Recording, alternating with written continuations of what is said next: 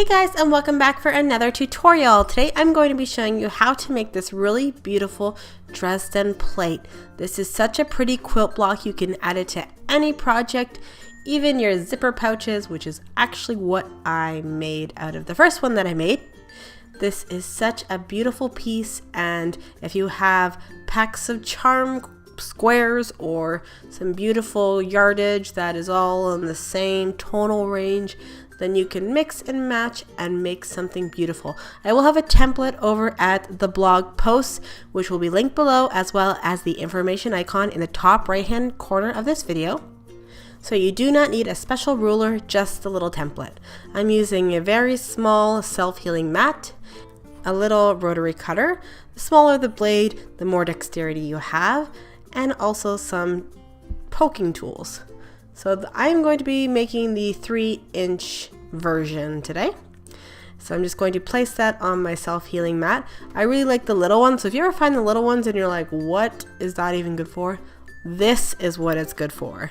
So instead of getting a turntable style healing mat, which can be quite expensive, you can actually just use a little one, and as long as you're pressing down on your template, you can just spin it on your table surface. It is so super easy. So for this pattern, you will need about 18 blades. This is what they call them. Maybe 19. Some people even say 20, but I think that this all depends on your seam allowances. I have made 2 of these so far, and both times it was 18. So that's what I'm going with. I'm going to cut 6 different types of fabric, 3 blades each. So if you have that little self-healing mat, things can go pretty quickly. So even though it is 18 blades, it doesn't take too long. So here are all my pieces. They all sort of go together, which I really love. And now we can start to create our points. So all you're going to do is take one blade and you're going to fold it in half with the right sides together. And we are going to sew a seam along the longest edge. So at the top here. So we're just going to do 1/4 of an inch seam allowance right here. And we're going to do that for all of our pieces.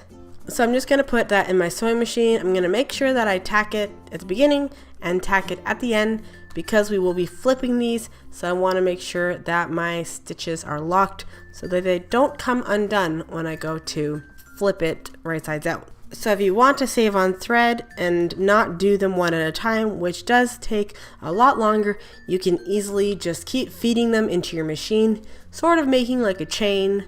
So one after the other. And like I said, make sure you lock your stitches at the beginning.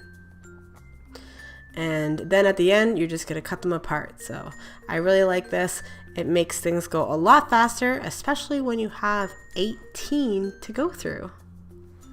So I'm just going to speed it up, and it looks so cool. And I wish this is actually how fast things went, but that's not how it works. Okay, so here they are. Nice big chain of them. And I'll just use my little snips and snip them all apart. So at this point, I am going to make sure that my iron is hot and ready. And that sounded like a pizza. And I will get my little tabletop ironing board out and my little poker tools. I have this fancy little one that I bought a long time ago, but you really don't need that. You can just use whatever you have, like a chopstick or a knitting needle or whatever. So all you're going to do is take each of those little pieces and we're going to flip it, and then it ends up like this somehow, which is pretty neat. So you're just going to take that seam and line it up with the center, and then we'll just press that down. Now it might look a little bulky doing it for the first time, and if it does look too bulky for you, then you can just take your snips and snip the corner of your little seam allowance there. So when you do flip it, then you will have a sharper edge. So I'm just going to snip it right at the folded edge right here. And I'll just again flip that right sides out, poke it with my tool, lining up the sign with the center, and then I will press that. And like I said, we're gonna do it all for 18 pieces. I'm sensing a trend here. And then we're just going to assemble them in the design that you like. And at first I thought I had them all, but I didn't. But I just think that all of these fabrics, they're not all from a charm pack, so I thought that they all just went so well together. So now we will assemble the petals, the blades. And we're just going to take one at a time, put them right sides together, and we will again sew a 1/4 inch seam allowance down one of the sides. And then we'll take it out, and I'm just going to do this one just to show you. But after, I didn't bother taking it out and pressing it every single time. I just sewed them all together at the same time. But I would open it and then open my seams and then press it flat. If you want to just open or just press to the dark side, as they call it, you don't have to do the splitting of the seams as I am doing them. So this is how 2 of the blades look together, and then I'm just going to keep going and do all of them together, making sure that I'm staying in the order that I had in the beginning. When you get to the second last little blade, you're going to press it just to make sure that your number count is right. Like I said, this is the second one I made, and it did take only 18 blades, so when I did iron it out before I completed it, it seemed like the 18th one fit perfectly, so that's what I stuck with, which was good because it perfectly evened out my pattern and I didn't have to, ruin it by adding something else.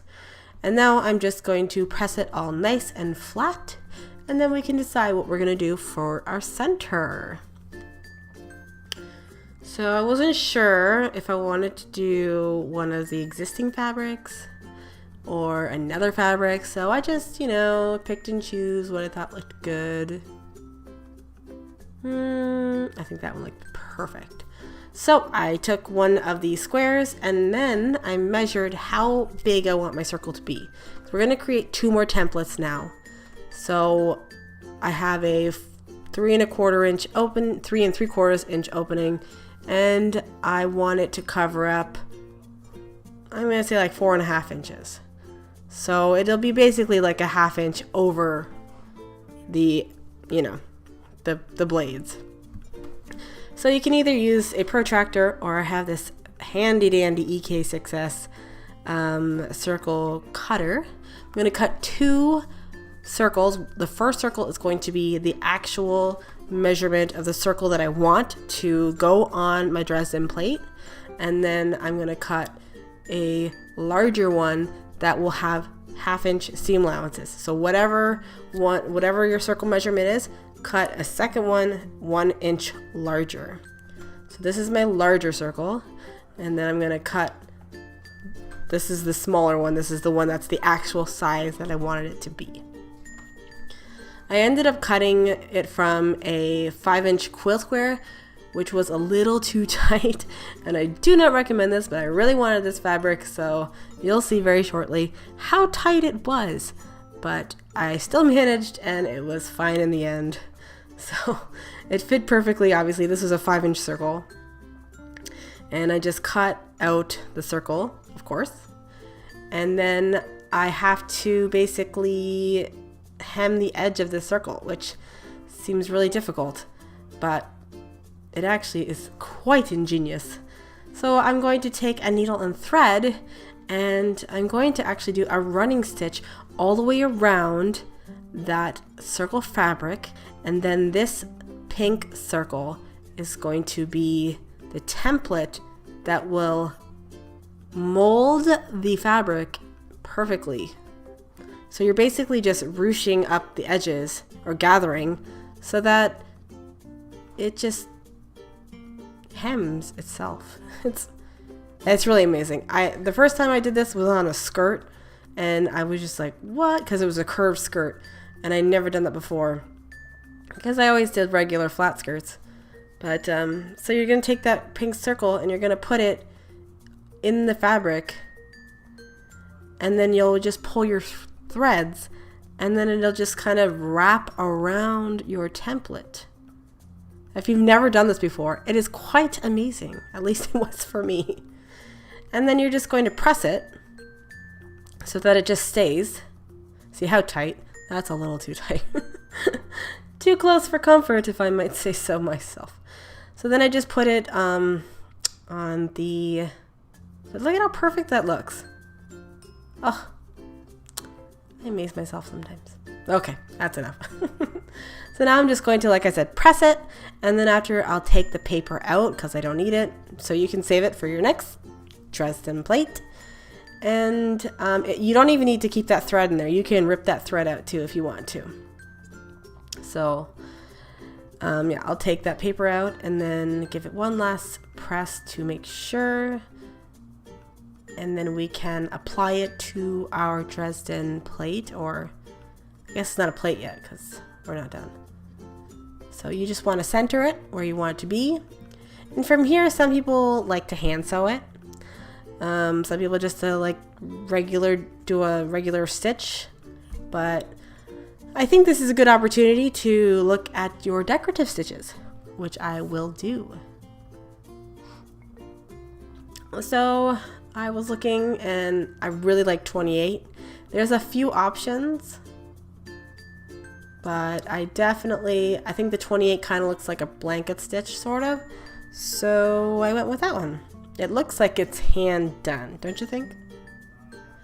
So then I'm just going to use that stitch and apply the circle onto the blades. And I like this one because it's perfectly centered, and I'm basically I'm going to stay along the edge of the circle, and I'm just going to sew all the way around. So of course, if you want to apply this to, quilt block, then you're going to do the exact same thing. You're going to do your regular stitch or decorative stitch all the way around all those blades onto your quilt square. Of course, you can apply this to other things, like a zipper pouch or a tote bag or something like that, or pillow sham. So, the possibilities are endless. This one measured out to be about 9 1/4. The smaller one, which was the 2-inch template, was about 5 1/4, I think. So yeah, so I hope you enjoyed this tutorial. If you did and you would like to see more quilting tutorials, please give me a big thumbs up. Comment down below if you have any questions. And don't forget to check out the blog post, which is where the template will be. And follow me on Instagram and Facebook. All those links are down below. Join the community, and I would love to see if you make this. Thank you so much for watching, and I'll see you guys in my next tutorial. Bye guys.